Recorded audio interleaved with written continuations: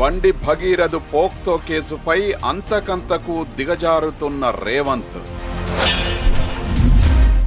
నిందితుడిని కాపాడే కుట్రల్లో భాగమై ఇప్పుడు బుకాయింపులా? కరీంనగర్ కౌంటర్ కేసు ఎఫ్ఐఆర్ జాప్యం వెనుక ఉన్నది రేవంత్ కాదా? ఇంటరిం ప్రొటెక్షన్ తిరస్కరణ తర్వాతే కదా అరెస్టు డ్రామా నడిపింది. భగీరథ్ సరెండర్ కోసం దేబరించి అరెస్టు చేశామని ఇప్పుడెందుకీ గాండ్రింపులు? విక్టిమ్ షేమింగ్ వెనుకున్నది బీజేపీ అయితే సిగ్గు లేకుండా బీఆర్ఎస్ పై నిందల. భగీరథ్ పై పోలీసులు కస్టడీ పిటిషన్ వేయకపోవడం రేవంత్ కుతంత్రం కాదా? ఇంకెంతకు దిగజారుతావు రేవంత్? బరాబర్ అడుగుదాం.